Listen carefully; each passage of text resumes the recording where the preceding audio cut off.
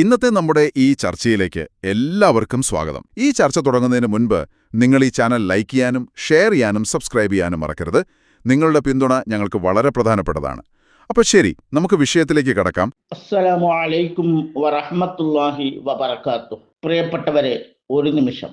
നമ്മുടെ സമയം വിലപ്പെട്ടതാണ്. ഇപ്പോഴല്ലെങ്കിൽ അടുത്ത നിമിഷം, ഇന്നല്ലെങ്കിൽ നാളെ ഈ ലോകത്തോട് നാം വിട പറയേണ്ടവരാണ്. അപ്പോൾ നാം ചെയ്ത നന്മകൾ മാത്രമാണ് നമ്മുടെ കൂടെ ഉണ്ടാവുകയുള്ളൂ. കാസർഗോഡ് ജില്ലയിലെ ഒരു പാവപ്പെട്ട കുടുംബം ഇസ്ലാമിലേക്ക് കടന്നു വന്നവരാണ്. നിത്യജീവിതത്തിന് പോലും പ്രയാസം അനുഭവിക്കുന്ന കുടുംബമാണ്. സ്വന്തമായി വീടില്ലാത്തവരാണ്.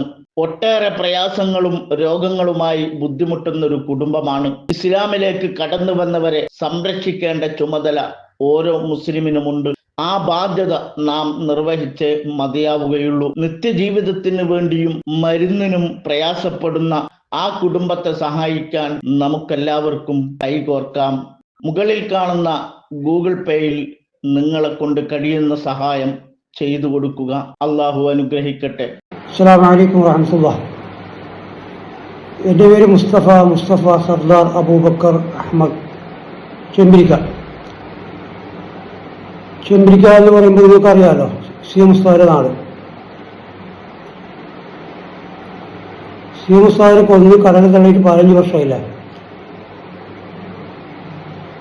ആദ്യം എനിക്ക് ചോദിക്കാനുള്ളത് നാസർ പൈസി കൊടുത്തയ്യോളും. കൊടുത്തായി 12 വന്നിരുന്നു, ഒരു 10 വർഷം മുമ്പത്തോ. അപ്പോൾ ഇപ്പോൾ എന്നെയും യൂസുഫിനെയും വടകരയ്ക്ക് ചെല്ലാൻ പറഞ്ഞ് അവിടെ ചെന്നപ്പോൾ ഞങ്ങൾക്ക് അറിയാമായിരുന്നു മൂപ്പർക്ക് ഭീഷണി ഉണ്ടായിരുന്നുള്ളത്. അപ്പോൾ ഞങ്ങൾ ചോദിച്ചു, ആരാ നിങ്ങളെ ഭീഷണിപ്പെടുത്തിയതെന്ന്. അപ്പോൾ പറഞ്ഞ് സി മുസ്താഫിൻ്റെ മകളെ ഭർത്താവും അതേപോലെ മുൻ ചെറുക്കളം അബ്ദുള്ള ഭീഷണിപ്പെടുത്തിയെന്ന് പറഞ്ഞു. അങ്ങനെ മൂപ്പറെ പത്രസമ്മേളനം വിളിച്ച് പറയുമ്പോഴേക്കാണ് ഭീഷണി പോലെ വന്നത്. മുഹമ്മദ് അബ്ദുൽ ഖാദർ, സി മുസ്താഫിൻ്റെ മകളെ ഭർത്താവ്, കൂടെ ഇവരുണ്ടായിരുന്നു, ആര് ചെറുക്കളം അബ്ദുള്ള ഉണ്ടായിരുന്നു.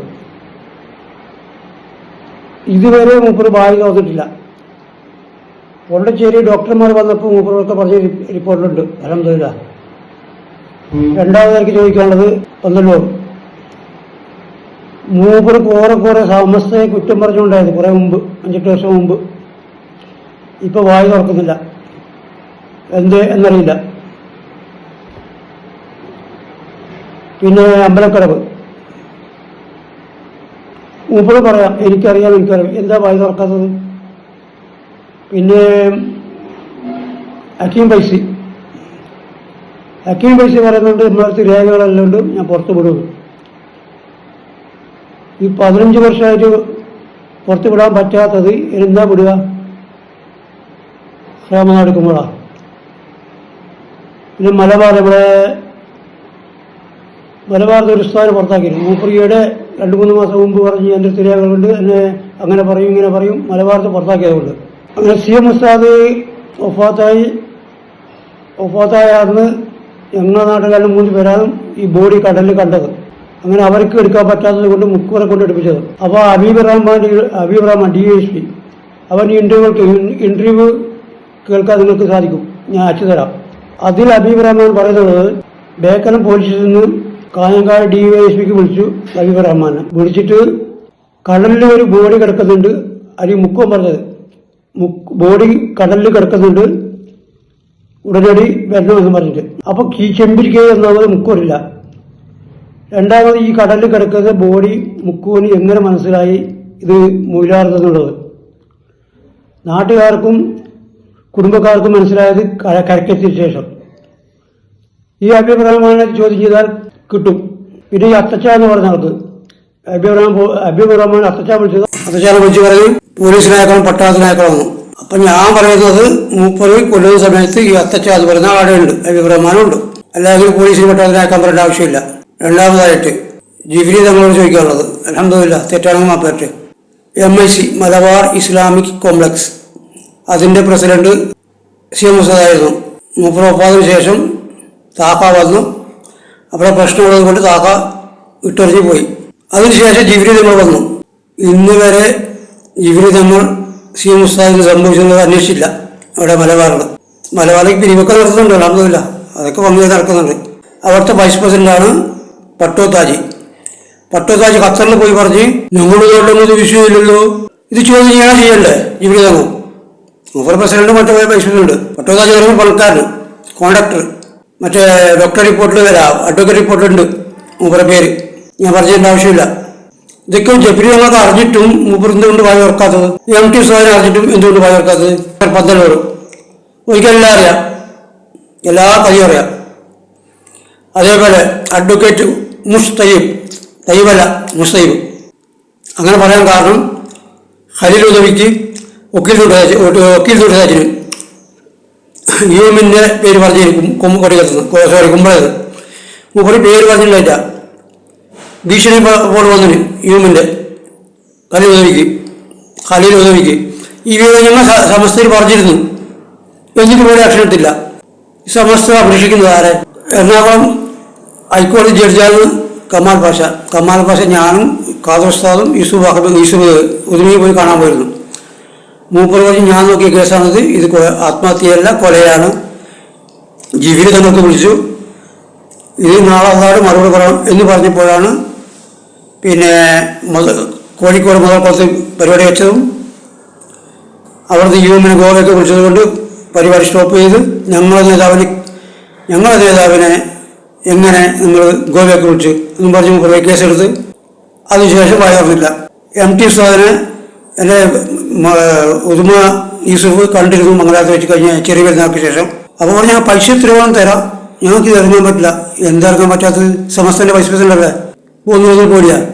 10 വിളിച്ചാലും മരിക്കുന്ന സമയത്ത് മരിക്കും. ഇത് കുറേ കൂടുതൽ പറയാനുണ്ട്, കുറേ ദീർഘപ്പെടാൻ പേടിച്ച് മാത്രം. പേടിയില്ല, അള്ളാഹിനെ പേടിയുള്ളൂ. അൽഹംദുലില്ലാ, അള്ളാഹുവിൻ്റെ അനുഗ്രഹം കൊണ്ട് സമസ്ത മുഷാവറയിൽ പങ്കെടുക്കാൻ ഭാഗ്യം ലഭിച്ച ഒരാളാണ്. ഒരാളെയും സമസ്തയിൽ കയറ്റൂല. ബഹുമാനപ്പെട്ട CM ഉസ്താദിൻ്റെ മകൻ താക്കാടെ കയ്യിൽ ലെറ്റർ ഏൽപ്പിച്ച് സംയുക്ത ജമാഅത്തിൻ്റെ പ്രസിഡന്റോട് മോഡി ചോദ്യം ചോദിക്കാൻ താക്കാവും കാസിം ഉസ്താദും ആവശ്യപ്പെട്ടു.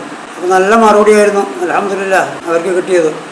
കാസിം ഉസ്താദോടും മരിച്ചുപോയി താക്ക ഉസ്താദോടും സ്റ്റാൻഡ് വിട്ട് പോയിക്കോ എന്നുവെച്ചാൽ CM ഉസ്താദിനെ പറ്റി യുഎമ്മിനെ ചോദ്യം ചെയ്താൽ ഇവിടുന്ന് വിട്ടും പോയിക്കോളാൻ.